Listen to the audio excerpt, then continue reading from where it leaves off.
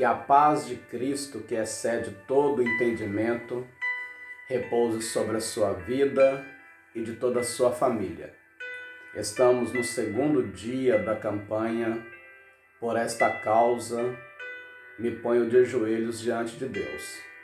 Quero convidar a todos para nós lermos um texto da Bíblia Sagrada, no livro que escreveu Mateus, capítulo de número 15, a partir do versículo de número 21, que está escrito: E partindo Jesus dali, foi para as partes de Tiro e de Sidom.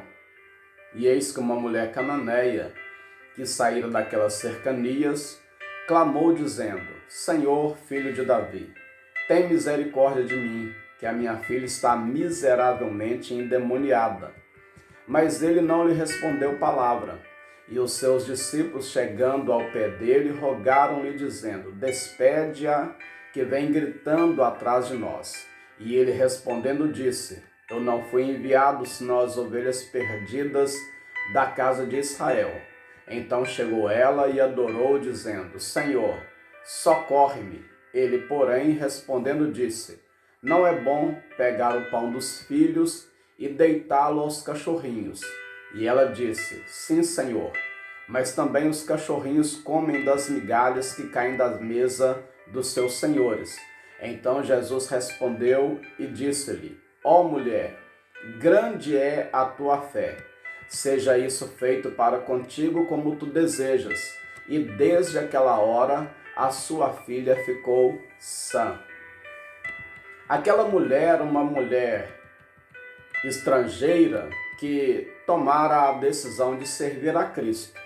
E após recriminar os fariseus por pensarem que servir a Deus era o mesmo que seguir tradições de homens, Jesus e seus discípulos seguiram para as terras de Tiro e de Sidom. Lucas deixa muito claro que em terras estrangeiras, Jesus entrou numa casa e ele não queria que ninguém soubesse que ele estivesse ali. Porém, uma mulher grega, cirofenícia de sangue, ela estava por aquelas cercanias e ela tinha uma filha que estava possuída por espírito imundo. Ao ouvir falar que Jesus passou, começou a rogar a Jesus que expulsasse de sua filha o espírito que a atormentava, porque uma mulher cuja filha tinha um espírito imundo, ouvindo falar dele, foi e lançou-se aos seus pés. Já o evangelista Mateus, ele descreveu que a mulher saiu das cercanias e passou a clamar dizendo: Filho de Davi, tem misericórdia de mim, porque a minha filha está miseravelmente endemoniada. Mas apesar das súplicas, Jesus parecia não ouvi-la diretamente. Muitos de nós, às vezes, temos algum comportamento diferente daquela mulher, que às vezes ouvimos falar de Jesus, mas aquela mulher, ela ouviu falar e começou a declarar uma verdade que poucos naquela oportunidade tinham coragem de declarar: Senhor, filho de Davi, tenha misericórdia de mim. A mulher, ela não clamou por outros meios qualquer. Antes, ela clamou pelo filho de Davi, enquanto os filhos de Israel questionavam se Cristo realmente era o filho de Davi ou o filho de Deus. A mulher cananeia clamou com plena certeza: Senhor, filho de Davi. Uma certeza que, se compararmos com as especulações daquela multidão, e toda aquela multidão se admirava com a certeza daquela mulher, que dizia: não é este o filho de Davi? Deus havia prometido através das Escrituras que o Messias seria o filho de Davi, e o povo de Israel aguardava ansiosamente a vinda do Filho de Deus. Porém, a mesma profecia deixa claro que este descendente, que seria filho de Davi, também seria filho de Deus, pois o próprio Deus seria o seu pai e o descendente seria o seu filho.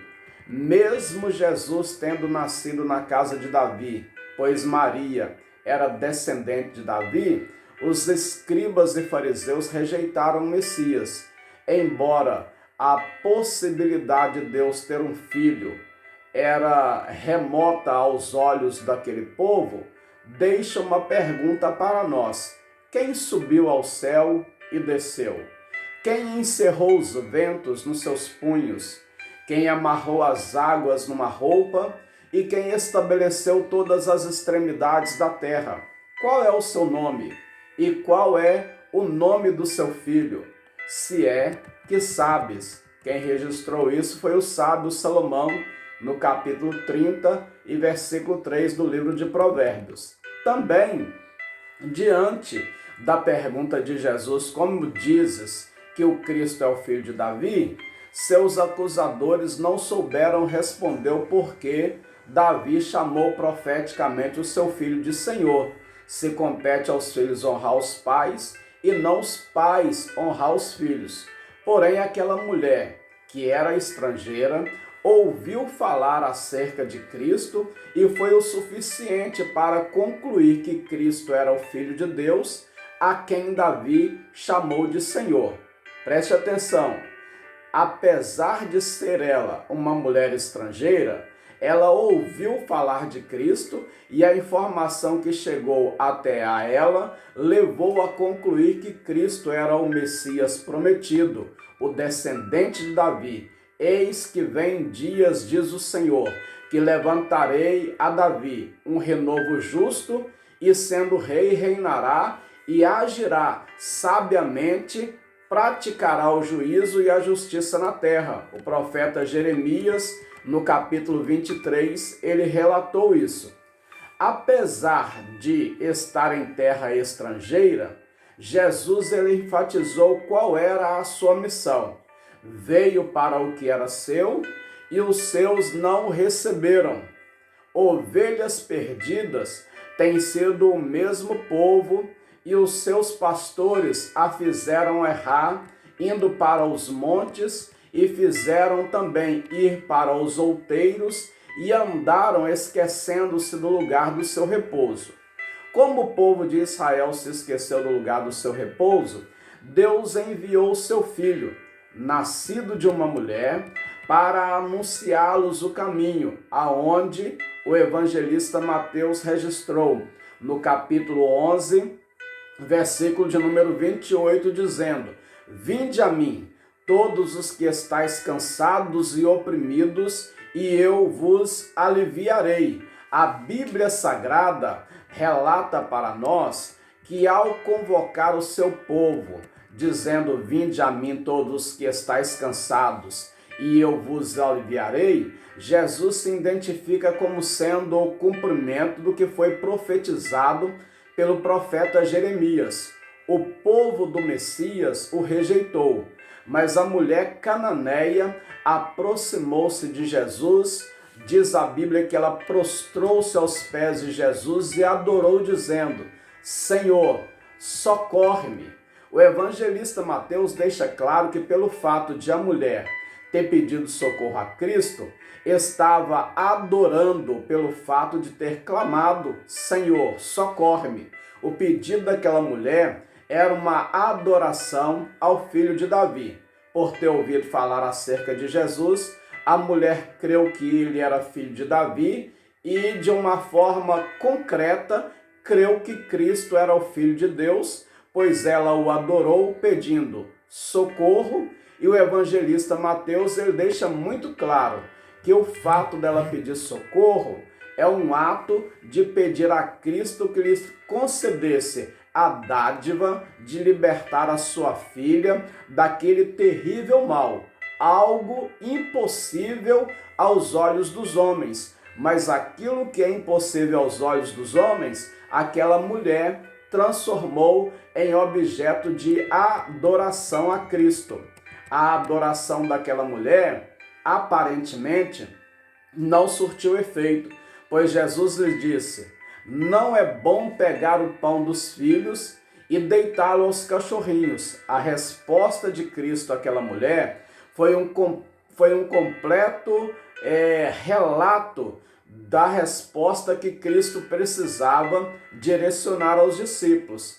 Quando o evangelista Marcos registra esse fato, ele dá o significado exato da frase de Cristo: deixa primeiro saciar os filhos e depois saciar os cachorrinhos.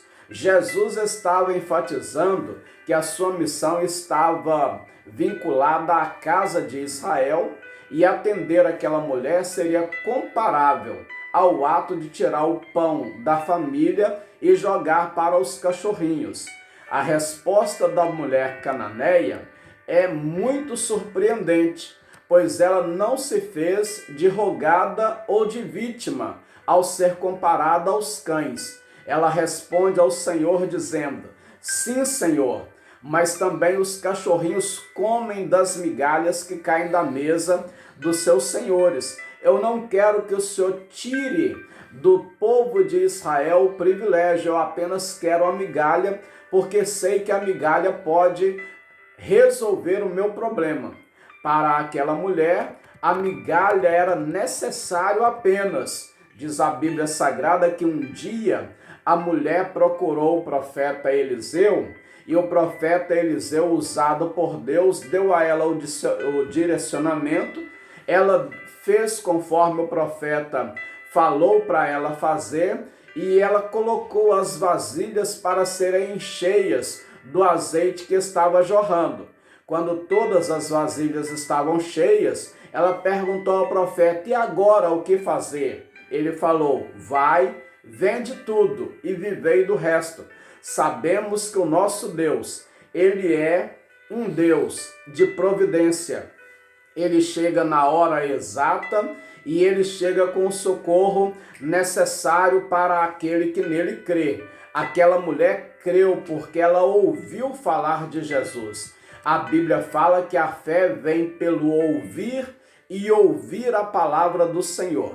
E nesta noite, você que acabou de ouvir da palavra de Deus sendo ministrada, eu quero convidar você a pegar o seu envelope com o pedido de oração que você escreveu e em mais uma oportunidade, neste segundo dia, nós vamos orar, confiados de que o mesmo Jesus que socorreu a mulher cananeia, libertando a filha dela daquele espírito maligno que perturbava a vida de sua filha, nesta noite o mesmo Jesus vai tomar o seu pedido pelas mãos, porque nós cremos que estando de joelhos diante de Deus, a vitória é garantida no nome de Jesus. Vamos orar? Senhor Deus, neste segundo dia desta campanha de oração, aqui estamos agora reunidos e unidos em uma só fé. Mesmo à distância, através de uma rede social, nós nos prostramos de joelhos diante do Senhor e cremos que em nome de Jesus o Senhor é poderoso para fazer o milagre acontecer. Este pedido de oração que agora esta família está apresentando ao Senhor, esta família crê que o mesmo Jesus que socorreu a mulher cananeia, ele é poderoso para agora fazer o milagre acontecer dentro da nossa casa e na nossa vida. Socorre agora, Deus, a vida de cada filho. Socorre agora, Deus, a vida de cada mãe, a vida de cada pai, a vida de cada marido e a vida de cada esposa. Que cada família agora sinta na alma o agir do Espírito Santo e o milagre que esta família precisa. Faça acontecer agora. Deus soberano, eu sei que nós não merecemos, mas a misericórdia do Senhor e o amor do Senhor para com o nosso viver, ele é infinito. Por isso clamamos pela sua misericórdia. Socorre-nos, ó Filho de Davi. Tenha misericórdia de nós, filho de Davi, e opera um milagre nesta hora. E assim, ó Deus, nós confiamos na vitória e te agradecemos em nome do Pai, do Filho e do Espírito Santo. Cremos na vitória no nome de Jesus. Amém e amém. Que Deus continue abençoando a sua casa e a sua família. Amanhã, neste mesmo horário, estaremos aqui mais uma vez ministrando a palavra, orando e alcançando do Senhor a vitória. A paz do Senhor e uma boa noite a todos.